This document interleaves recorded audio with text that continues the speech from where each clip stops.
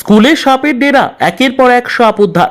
অন্তত 8টি গোখরো সাপের হদিশ, আরও সাপ উদ্ধারের আশঙ্কা। স্কুল চত্বরে নৈশ প্রহরীর ঘর এবং আশপাশ এলাকা থেকে একের পর এক সাপ উদ্ধার। মালদা গার্লস হাই স্কুলের ঘটনা। প্রাথমিক থেকে উচ্চ মাধ্যমিক স্কুলে 1,500-এরও বেশি ছাত্রী রয়েছে। স্কুল চলাকালীন সাপ উদ্ধারের ঘটনায় চাঞ্চল্য। বন দপ্তরের সাহায্য চাইল স্কুল কর্তৃপক্ষ। স্কুলে ঝোপঝাড় ও অপরিচ্ছন্নতা নিয়ে উদ্বিগ্ন অভিভাবক ও এলাকাবাসী। অবিলম্বে ব্যবস্থা গ্রহণের আর্জি। ব্যুরো রিপোর্ট, দিনরাত স্টার নিউজ।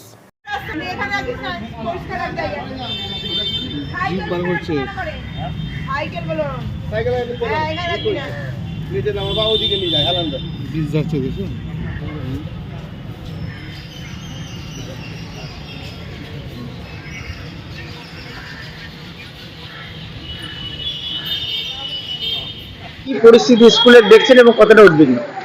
আমরা খুবই উদ্বিগ্ন। শহরের একটা প্রতিষ্ঠিত school Malda girls high school, এবং সেখানে আমরা ঘন্টা দেড়েক আগে জানতে পেরেছি যে প্রচুর পরিমাণে সাপ আমাদের গেটের সামনে যে আশিস বলে ছেলেটি কেয়ারটেকার নাইট গার্ড থাকে, ওর ঘরের কোণা থেকে প্রচুর পরিমাণে সাপের বাচ্চা বেরোচ্ছে।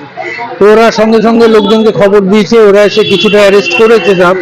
কিন্তু সংশ্লিষ্ট দপ্তরকে ভালো মতো জানানো উচিত, কেননা এই স্কুলটাতে প্রাইমারি, সেকেন্ডারি, হায়ার সেকেন্ডারি 3টে ইউনিটই আছে। প্রচুর বাচ্চা এখানে পড়াশোনা করে, কিন্তু স্কুলের যে ক্যাম্পাসটা মানে কম্পাউন্ডটা, সেটাতে কিন্তু যথাযথ ব্যবস্থা বা পরিষ্কার পরিচ্ছন্ন রাখা ইত্যাদির ব্যাপারে একটু গাফিলতি আছে। তা আমরা একদম এই অঞ্চলের মানুষ, আমরা দেখেছি যে স্কুলের মেইনটেনেন্সের ক্ষেত্রে আরেকটু নজর দেওয়া দরকার, কেননা যে কোনো সময় যে কোনো বড় ঘটনা ঘটে যেতে পারে। এরকম সাপের ডেরা কতটা বিপজ্জনক? ভীষণ বিপজ্জনক, কেননা এখানে এগুলো যা এমনি শুনতে পাচ্ছি, আমরা তো ওটা লিখতে পারছি না, বলছি গোখরো বাচ্চা এগুলো, এবং এগুলো যদি পরবর্তীকালে বড় হয়, স্কুলের মধ্যে যত্রতত্র ঘুরে বেড়ায়, বাচ্চারা দৌড়াদৌড়ি করে, খেলাধুলা করে, টিফিন আওয়ার্সে, যে কোনো সময় বড় অঘটন হতে পারে। এটা খুবই উদ্বেগের একটা ব্যাপার। স্কুল কর্তৃপক্ষকে যথাযথ ব্যবস্থা অবশ্যই নেওয়া উচিত। আপনার নাম?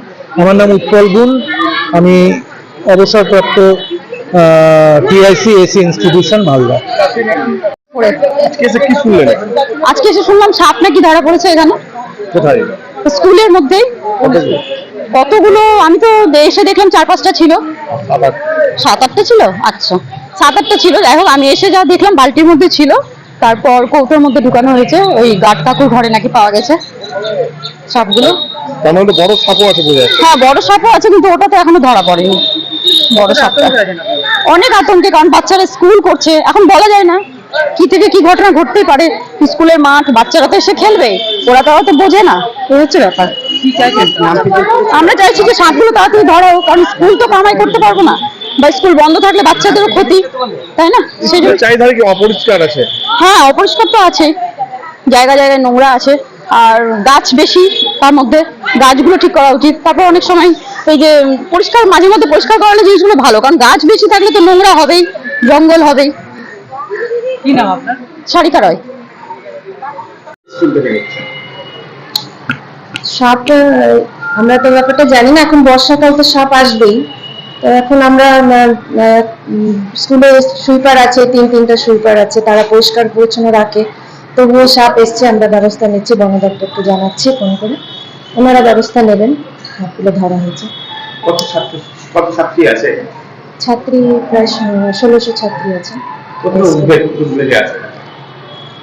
তারা তো অনেকে এখন ব্যাপারটা জানে না, তাদেরকে জানানো হয়নি, কিছু কিছু জন জানে। তবে ওরা এর আগেও সাপ এসেছিল, প্রত্যেক বছর এরকম বর্ষাকালে আসে সাপ, সাপ ধরা হয়, আবার সেগুলোকে বন দপ্তরে পাঠিয়ে দেওয়া হয়। অনেকে বলছেন পরিচ্ছন্নতা নিয়ে যে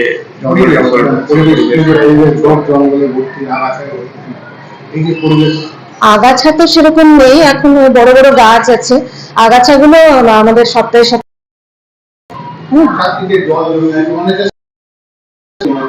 না, এখন তো ম্যাট পার্কের ওই পার্ক এখন পরিষ্কার পরিচ্ছন্নই আছে। আগে থাকতো, এখন ওখানে জায়গাটা পরিষ্কারই করা হয়েছে। হ্যাঁ, প্রত্যেক সপ্তাহে, প্রত্যেক দিনই এখন ক্লাসরুম, মেয়েদের বাথরুম সবই পরিষ্কার করা হয়। বাড়তি সতর্কতা বলতে ওই জায়গাটা যেখানে চারিদিক পরিষ্কার পরিচ্ছন্ন রাখতে হবে। আর আমরা খোঁজ খবর বন দপ্তরে জানাচ্ছি, ওনারা কি ব্যবস্থা করেন দেখি সাপগুলোকে ধরার জন্য। বা আরো যদি কিছু থেকে থাকে, কিছু তো ধরা হয়েছে, আরো যদি কিছু সেখানে থেকে থাকে আমরা তাদেরকে জানাচ্ছি, সেটার ব্যবস্থা নেব। আপনার নাম? আমার নাম টুম্পা মুখার্জি।